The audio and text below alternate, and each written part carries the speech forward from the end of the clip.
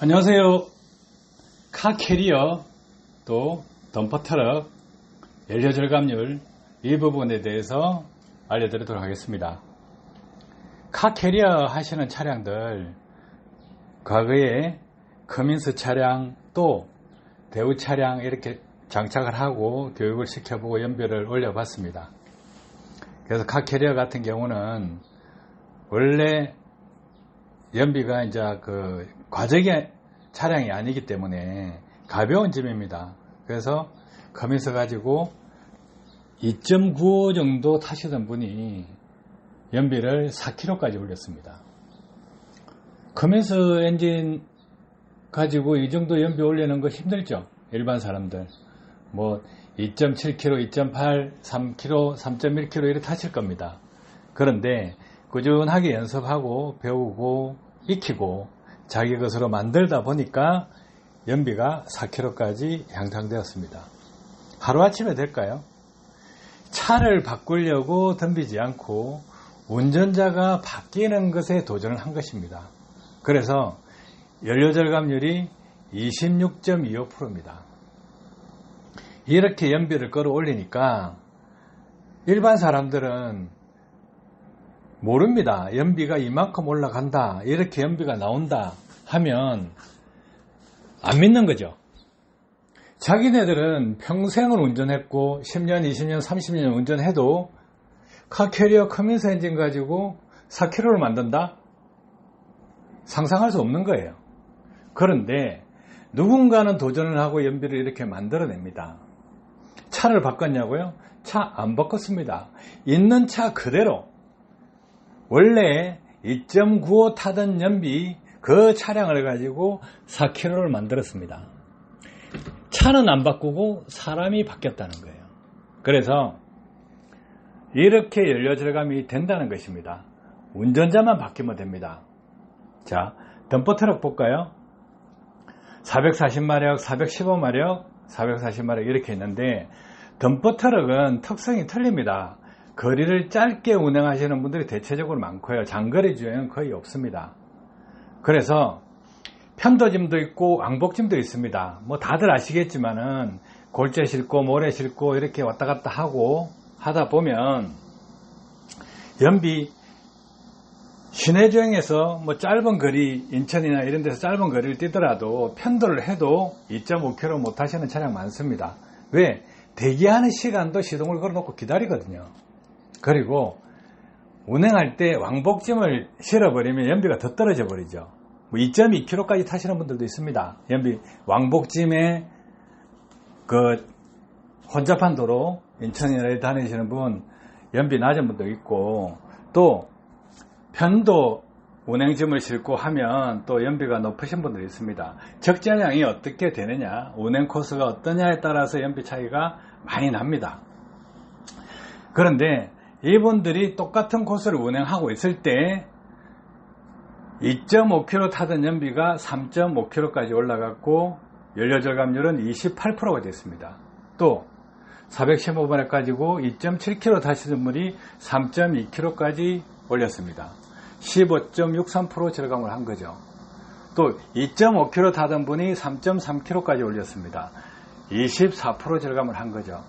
그래서 여기에서 보면 평균적으로 22% 절감을 했다, 이렇게 보시는 거예요. 자, 남들은 이렇게 절감하고 있으면 자기 자신은 차를 바꾸려고 하지 말고 수입차를 사면 연비가 올라가겠죠. 그런데 수입차를 사더라도 이렇게 연비를 올릴 수 있냐 이거예요.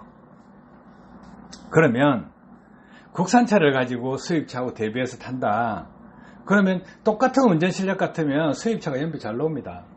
그런데 운전자가 바뀌면 운전을 잘하는 사람하고 평범한 사람하고 차이는 상당히 큽니다.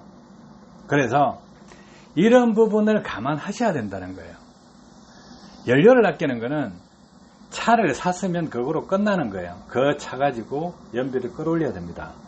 자, 국산차를 사서 자기가 운전자가 운전 스타일을 바꾸고 똑똑해진다 그러면 수입차 못지않게 연비를 끌어올릴 수 있습니다. 일반 사람 운전하고 운전을 잘하는 사람이 국산차를 탄다. 그러면 국산차가 연비가 높아요. 그만큼 운전자가 더 중요하다는 것입니다. 수입차를 타면 방법을 알면 또 연비가 더 나오겠죠.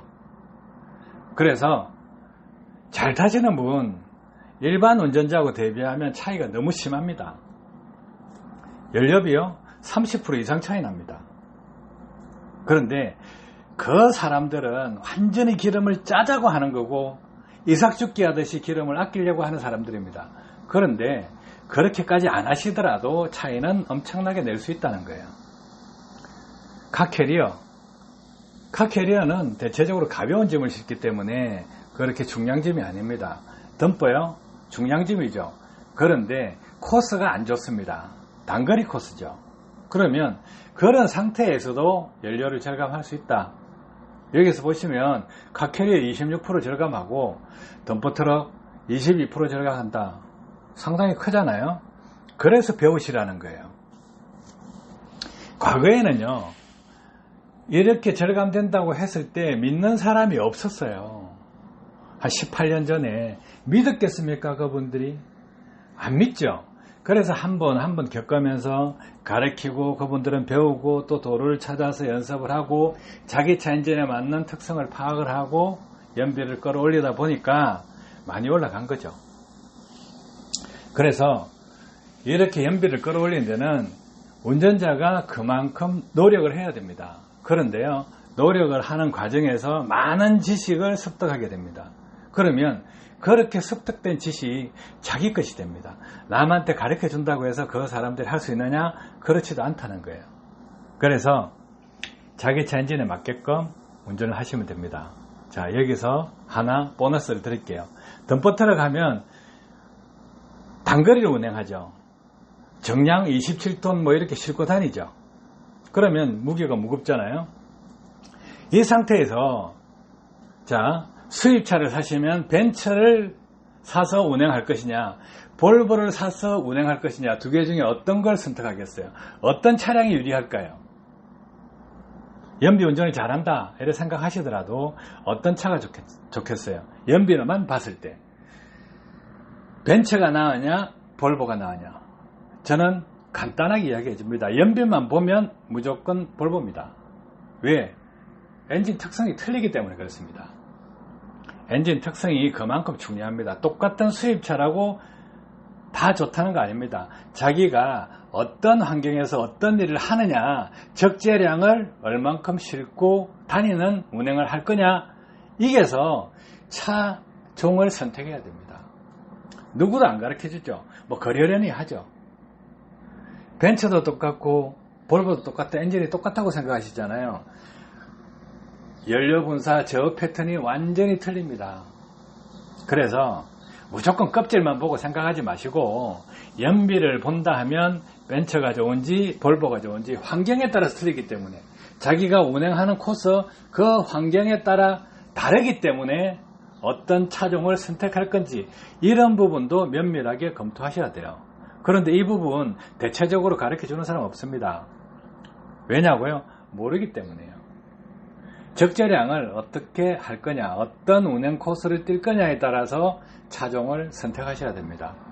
도움 되셨길 바랍니다. 감사합니다.